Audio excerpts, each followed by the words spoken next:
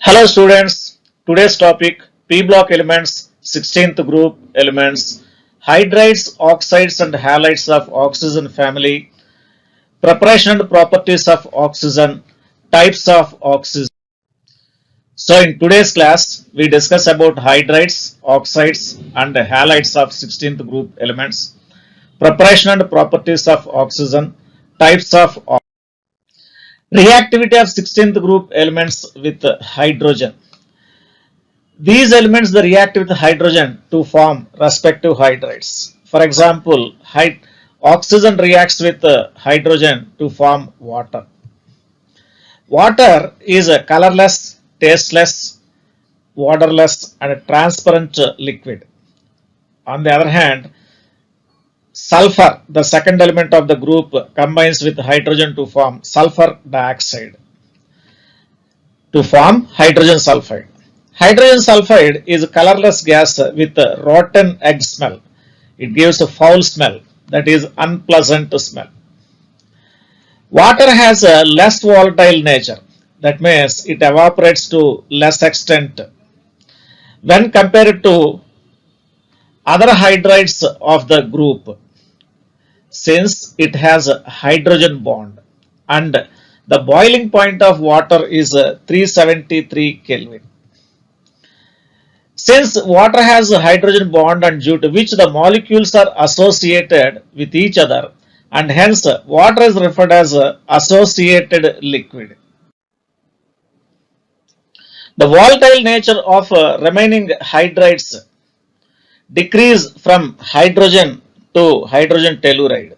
This is because van der Waals forces increases, and van der Waals forces increases due to the increase in molecular size. So as molecular size increases, van der Waals forces increases, therefore the nature of evaporation decreases down the group.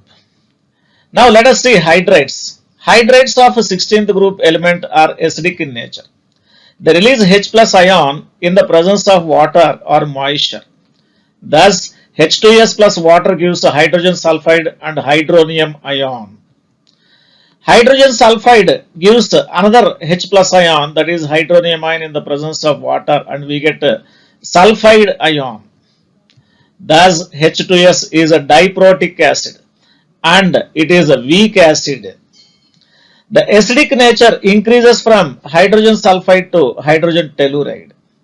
This is because the size of the atom increases from sulfur to tellurium, due to which bond length between central atom and hydrogen increases. As bond length increases, bond strength decreases, and hence the release of H plus ion is easier. The acidic character of these hydrides are water is less than that of hydrogen sulfide, is less than hydrogen selenide, is less than hydrogen telluride. And keep the point in mind that water is a neutral in nature. Reducing character of hydrides of 16th group elements. All hydrides except water are reducing agents. They are ready to release hydrogen to other substances. So as they give hydrogen, as they supply hydrogen to other substances, they are reducing agents. Let us see an example. Ferric chloride plus hydrogen sulfide.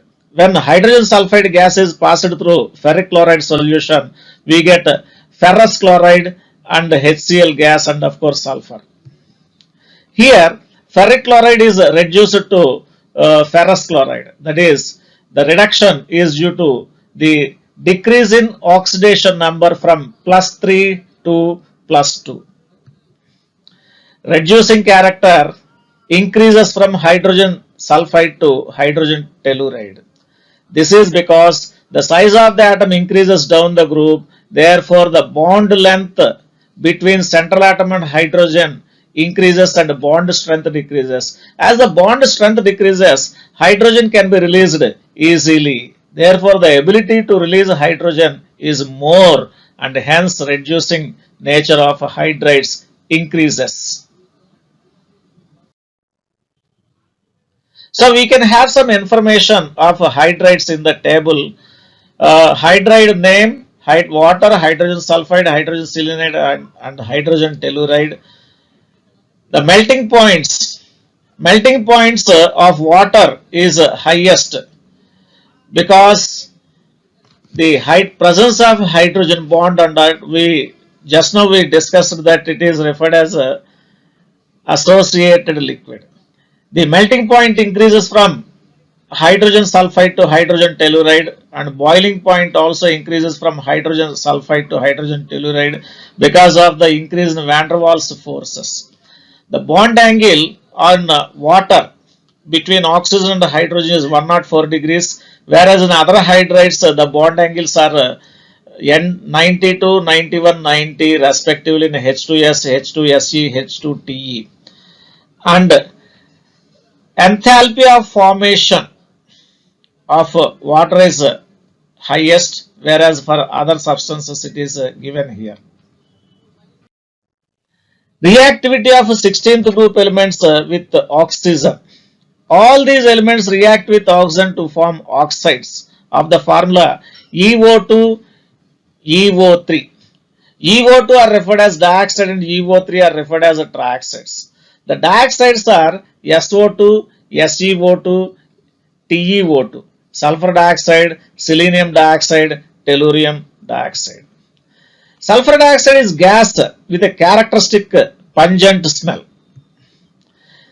Selenium dioxide is a volatile solid, whereas tellurium dioxide is not a volatile solid. Trioxides are sulfur trioxide SO3, SeO3, selenium trioxide, and TeO3, tellurium trioxide. Both of these oxides, that is dioxides and trioxides, are acidic in nature. When they dissolve in water, respective acids are formed. SO2 has a strong reducing property, whereas TeO2 is an oxidizing agent. And the reducing properties of sulfur dioxide we discussed in the next topic. Reactivity of 16th group elements with halogens. 16th group elements react with halogens to form respective halides.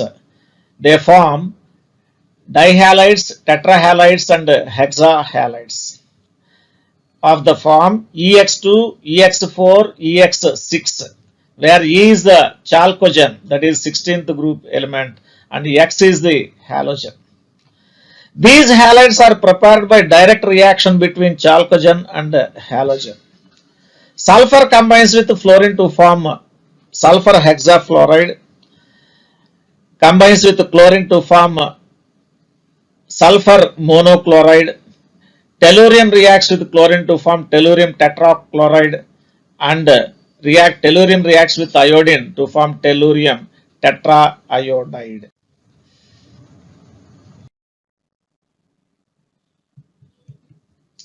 So SF6 is inert and toxic gas. Its inertness is due to the sterically protected sulfur atom, and this does not permit to undergo hydrolysis. SeF6 and SF4 undergoes hydrolysis. Among tetrafluorides, sulfur tetrafluoride is gas, whereas selenium tetrafluoride is a liquid and tellurium tetrafluoride is a solid. SF6 molecule has a octahedral shape and the central atom has a sp3d2 hybridization. So here this is a sulfur hexafluoride molecule and it is octahedral in shape. Now let us discuss about dioxygen. Dioxygen means O2. Carl Scheele first prepared oxygen by heating mercuric oxide and showed that it is one of the constituent gases of air and named it as fire air because it supports the fire or burning. Lavoisier proved the elemental nature of oxygen. Lavoisier proved that oxygen gas is element. It has three isotopes, O16, O17, O18, and O18 is radioactive in nature. Therefore, the radioactive oxygen isotope is used in the identification of elements etc. in organic reactions and other reactions. About 50% of the Earth's crust has oxygen in the form of silicates, carbonates, aluminates, and oxides of metals. Now let us see the preparation of oxygen. Oxygen-rich salts like chlorates, permanganates, peroxides, nitrates, etc. they are heated to get oxygen. When potassium chlorate is heated in the presence of manganese dioxide, we get oxygen and of course potassium chloride. Potassium chloride and manganese dioxide are taken in the ratio of 4:1. Manganese dioxide, the purpose of manganese dioxide is to lower the melting point of potassium chlorate. Also it acts as a catalyst. When potassium permanganate is heated, we get oxygen gas apart from potassium manganate and manganese dioxide. Oxygen can also be prepared by the thermal decomposition of oxides of less active metals like silver, mercury, etc. When silver oxide is heated, we get silver and oxygen. When mercuric oxide is heated, we get mercury and oxygen. When trilead tetroxide, that is red lead, is heated, we get oxygen and lead dioxide. Lead oxide here. PbO2, lead dioxide is heated, we get lead oxide and oxygen. Hydrogen peroxide is also used for the preparation of oxygen. H2O2 is readily decomposed to give oxygen. Preparation of oxygen using potassium chlorate. Oxygen gas can be prepared in the laboratory by the decomposition of potassium chlorate. You will need hard glass test tube, gas jar, trough, delivery tube, one-holed rubber stopper, clamp stand, burner, beehive shelf, water, potassium chlorate, and manganese dioxide. Potassium chlorate on heating liberates oxygen gas. This being a very slow reaction, manganese dioxide, a catalyst, is used. Arrange the apparatus as shown here.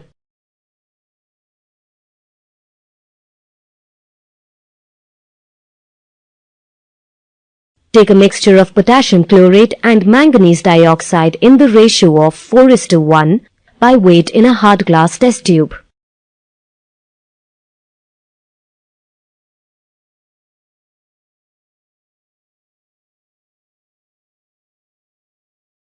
Heat the test tube.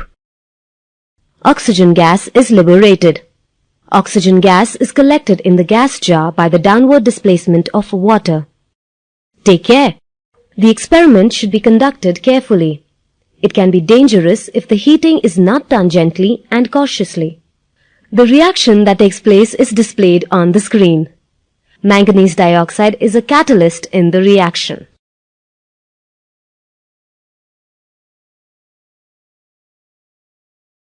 For the electrolysis of oxygen, water is taken in this U-shaped tube and this is water is poured from here. Oxygen is collected here. Oxygen is collected at anode and hydrogen is collected at the cathode. So on electrolysis we get oxygen. Oxygen is collected at anode. H2O2, when current is passed, we get hydrogen and oxygen. Keep this point in mind. Pure water does not conduct electricity. So to make water to conduct the electricity, a small quantity of salt is added. Physical properties of oxygen. Oxygen, that is O2, is colorless, odorless, tasteless and transparent liquid. It is slightly soluble in water. About 30 centimeter cube of oxygen is soluble in 1 liter of water. This solubility of oxygen in water is responsible for sustaining the aquatic life. That is, fishes and others are able to live by taking the dissolved oxygen in water. It is soluble in alkaline pyrogalol. What is a pyrogalol? Pyrogalol is a 1,2,3 trihydroxybenzene. When an alkali is added to this, this becomes alkaline pyrogalol. It is 1,2,3 trihydroxybenzene. Now let us see the chemical properties of oxygen. Dioxin molecule is small in size, has a high bond dissociation energy. Thus, at normal temperatures, the reactivity of oxygen is less. It is neutral to litmus. Now let us see the reactions of oxygen with metals. Before this, we know that the metals are of different types as we studied in the metal activity series. In metal activity series, the most reactive metals are kept at the top of the table, middle active metals are kept in the middle, whereas least reactive metals like silver, mercury, gold, platinum, etc. are kept at the bottom of the table. So highly active metals like sodium, calcium, etc. they react at normal temperature with oxygen to form respective oxides. See here, since they are active metals, they are ready to combine with oxygen at normal temperature. Sodium combines with oxygen to form sodium oxide. Calcium reacts with oxygen to form calcium oxide. Because they are ready to react with oxygen, these active metals like sodium, potassium, barium, etc., they are preserved under kerosene. Thus, these metals are preserved under kerosene. Magnesium and aluminium are also active metals, but they do not react with oxygen at normal temperature. If they are ignited in air or oxygen, they catch fire and continue till the metal is completely exhausted or completely burned. So magnesium reacts with oxygen to form magnesium oxide. Aluminium burns in oxygen to form aluminium oxide. Middle active metals like iron, etc., react with oxygen at a high temperature. When iron reacts with oxygen to form ferric oxide. Least reactive metals like gold and platinum, they do not react with oxygen. Reactions of oxygen with compounds with HCl. When HCl reacts with oxygen at a very high temperature in the presence of copper chloride, we get chlorine gas. That is here HCl is oxidized to chlorine. With sulfur dioxide. Sulfur dioxide reacts with oxygen in the presence of a platinum catalyst, and at a high temperature we get sulfur trioxide. This process is known as a contact process, and this process is used in the manufacture of sulfuric acid.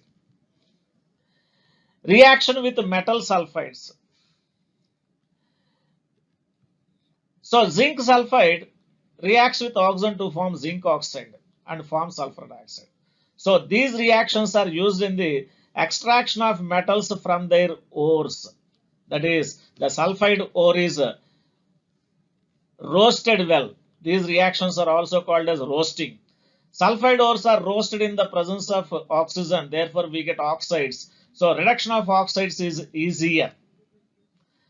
Reaction with ammonia. Ammonia reacts with oxygen in the presence of platinum gas, and high temperature we get nitric oxide. So this reaction is used in the manufacture of ammonia by Haber process. With hydrocarbons. Methane combines with oxygen to form carbon dioxide and water. In this reaction, lot of heat energy is released. That's why the burning of hydrocarbons are used as fuels. Similarly, when carbon disulfide reacts with oxygen, we get carbon dioxide and sulfur dioxide. Now let us see the oxides, types of oxides based on chemical nature. We know that oxides are acidic or basic in nature. So based on the chemical nature of oxides, they are classified as acidic oxides, basic oxides, amphoteric oxides, and neutral oxides. Acidic oxides, these oxides dissolve in water and give respective acids. Generally, non-metal oxides are acidic in nature and they are covalent in nature. Examples: phosphorus pentoxide, sulfur trioxide, sulfur dioxide, nitrogen trioxide, nitrogen pentoxide, chlorine heptoxides, etc. All these are acidic oxides. So when phosphorus pentoxide is dissolved in water, we get phosphoric acid, H3PO4. When sulfur trioxide is dissolved in water, we get sulfuric acid. Similarly, when sulfur dioxide is dissolved in water, we get sulfurous acid. When nitrogen pentoxide is dissolved in water, we get nitric acid. When nitrogen trioxide is dissolved in water, we get a mixture of nitric acid and nitrous acid. When chlorine heptoxide is dissolved in water, we get HClO4, that is perchloric acid is obtained. Now let us see basic oxides. When these oxides are dissolved in water, we get bases or alkalis. So oxides of highly electronegative metals are basic oxides.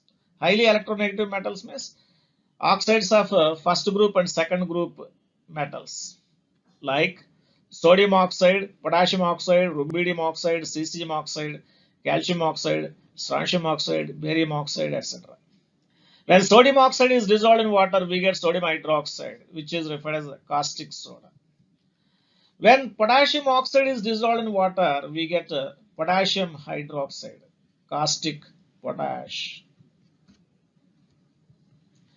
Calcium oxide, quicklime, is dissolved in water, we get calcium hydroxide, which is referred as lime water. Barium oxide is dissolved in water, we get barium hydroxide. Now the last one is neutral oxides. These oxides, they behave as neither acids nor bases. That means they do not show acidic acids or basic properties or acidic properties. Examples: nitrous oxide N2O, nitric oxide NO, and carbon monoxide CO.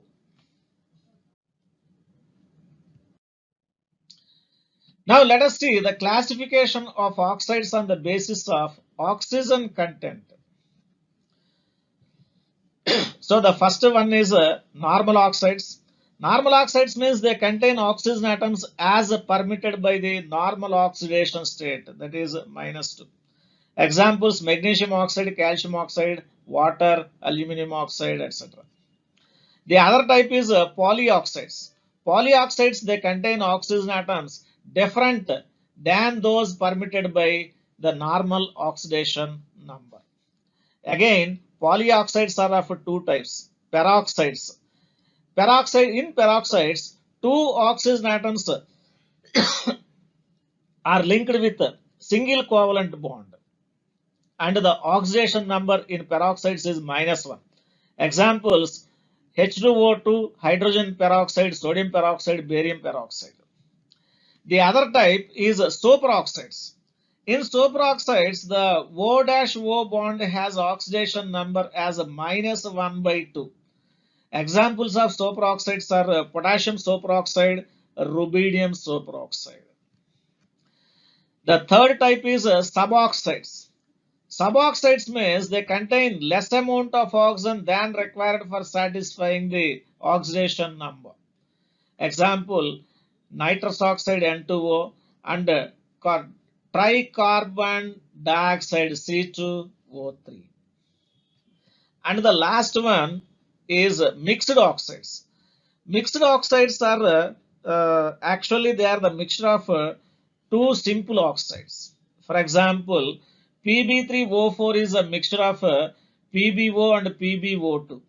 Similarly, where Fe3O4 is a mixture of FeO and Fe2O3. We conclude this unit with this. Thank you.